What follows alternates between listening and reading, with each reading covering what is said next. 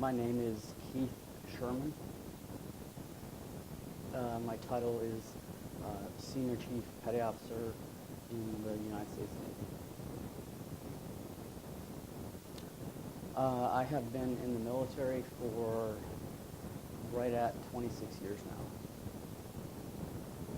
Deployments. I've between 10 and 15 deployments overseas, and Iraq and Afghanistan are included. I first noticed I was having issues with PTSD and TBI, so it's kind of different. TBI, I say I first noticed in a time frame of 2 or 3 years, in 2010, 11, but was officially diagnosed in 2015. And I would be, the best way I could describe it would be living in a fog or a haze. Like my brain seemed foggy and hazy, and I just kind of didn't feel present. It was weird. I remember coming into work and sitting at my desk, and I had to have a to go tell the guys to go do something, and I was at my desk. I'm like, okay, I gotta take this and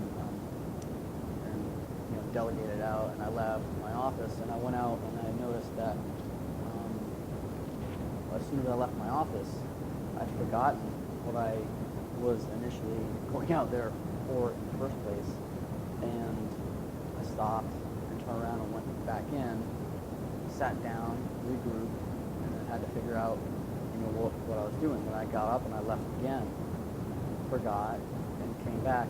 And that was kind of like a mantra for my life at the time, where I was forgetting a lot of stuff, and have like 10 drinks open around the house, keep opening a new one, forget stuff everywhere. And I realized I've been hit in the head many times and been concussed and knocked out, but I didn't realize that it could have effects. So in 2015, I ended up getting all the MRIs, and they discovered the 12 lesions on my brain from the TBIs, or traumatic brain injuries. Oh man, how have I been affected by suicide? That's a good question.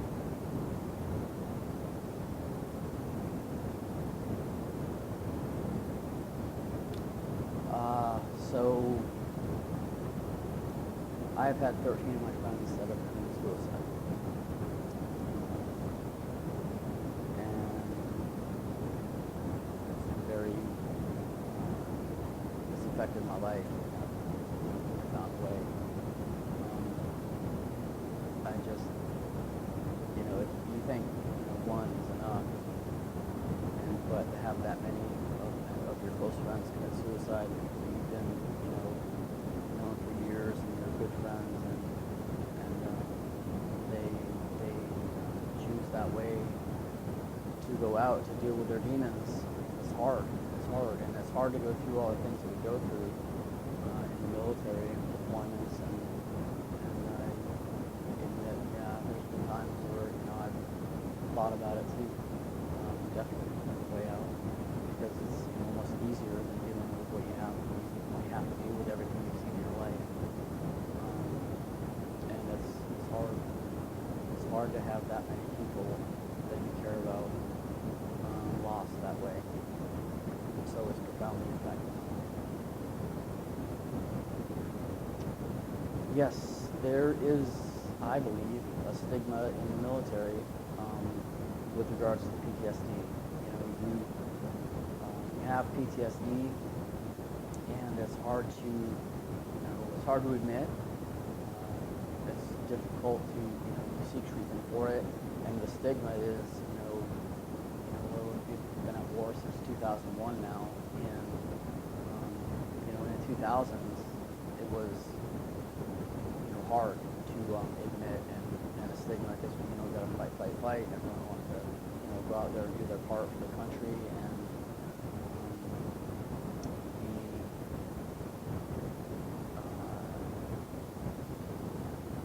we did not really have the resources and the programs set up to deal with it.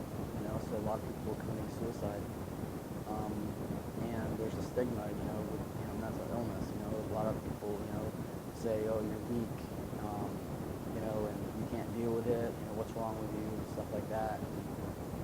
Now I think it's getting better. Now. There's programs like the one I'm in right now, OASIS program, that deals with PTSD and traumatic brain injury and stuff, but there still exists the stigma.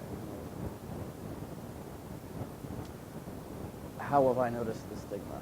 Well, a close, dear personal friend of mine, who we used to work, as like interrogators and instructors together, and teaching. And one of the reasons I think he committed suicide was because there was a stigma related to admitting that you had issues with PTSD and you were having a hard time.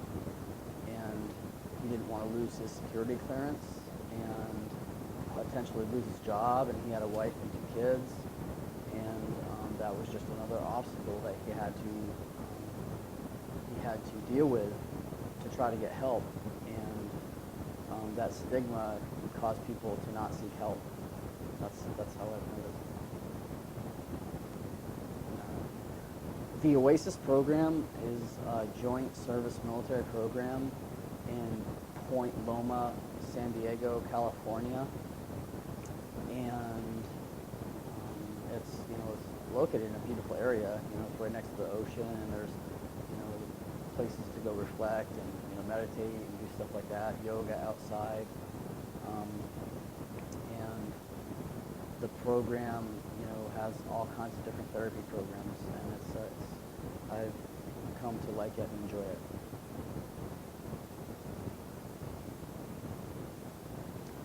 I found out personally about the OASIS program through a therapy. We were doing a group therapy about 6 months ago, and this guy came to lead a meditation class, and he had been a graduate of the OASIS program. And at that time, I'd not heard of any PTSD-related rehabilitation program for active duty military people. And once I heard OASIS, I kind of like, keyed in on that, and had to find out what it was. And then I found out what it was, and then my therapist, recommended me for it, and here I am. Oh, how has OASIS helped me overcome my issues? Well, I don't know if I'm all have overcame all my issues yet, but I can describe some of the therapies that have helped me.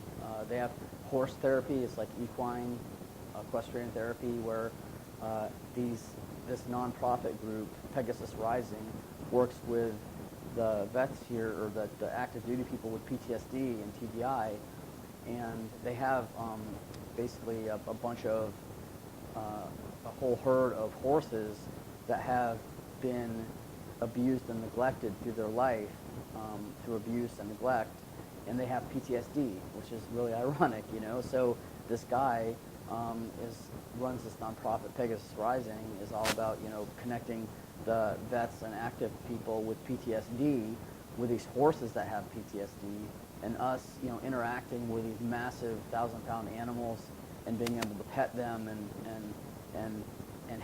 build a trust with each other with these animals is really amazing. It's really amazing. It's a humbling experience, and it's amazing how much the horses can feel and how they can convey affections towards us, and we can do the same. It brings out, I say, the best in us too.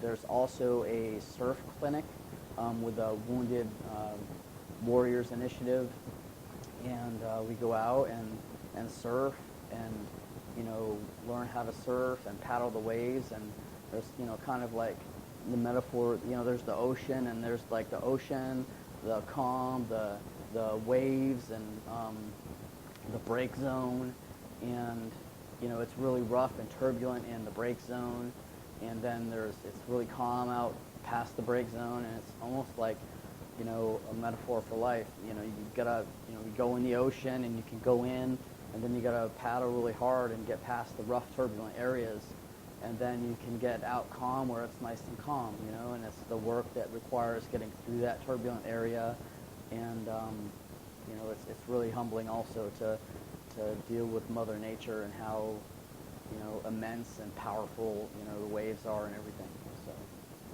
So then there's a dog group that comes in, and they train PTSD therapy dogs for active and military vets with PTSD and TBI, and it's really, really amazing how they can train these dogs.